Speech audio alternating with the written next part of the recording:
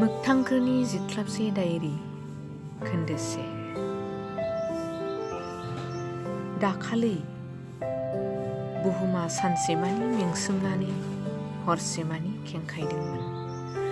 अखाफोर हाथरखि हालानि जेरबायाव उब्रेना गोजोन मेथाइ खोनासंना। मोनाबिलि लैथोनि एखुमाव गोरबोनि फालिखौ खेवदोंमोन फामिनि फंलें फंलें मेगना जेनेबा गोथां अख्रांनि गब्लंफोरजों गोरबोसे खुबैलायदों।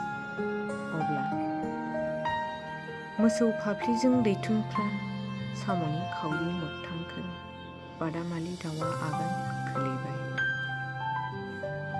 साना थब्लना सिखांब्ला माइ बिदाङा फुंबिलिजों सानस्रिबोदोंमोन बाख्रि माइहुंदोआव अन्थाइ रागाम बादि।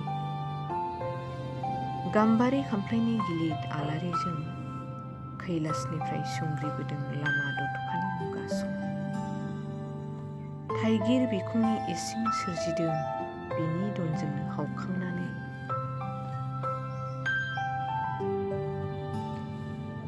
फज'फैदों बेसरनि मोदैसे लोगोसे आवा खुन्दुंखौ थुखैसोमना बराय होयो। अन्थाइनिफ्राय सौदावनानै फोनांजाबना बिबारनि नुखाजों नारसोमो। मोनासोनिफ्राय हावखांगासे जेंगायजों सालिदों आलारि सिख्लानि जोंसारि। बायलंआ खनसायदों मोगथांखो दौदिनिनियाव ओलोंगि खांनाय सोदोब। इहिहिउ इहिहिउ इहिहिउ। जेरावनाखि सिनायनाय मेगनजों बिजि खोमानि हावखांगासे बैसुमुथि आलि सिनायनाय बादि।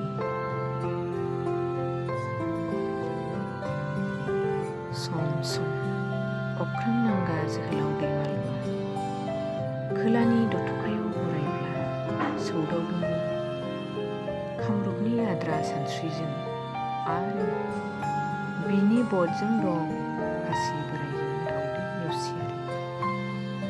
दिङा जावलांनाय सानखौ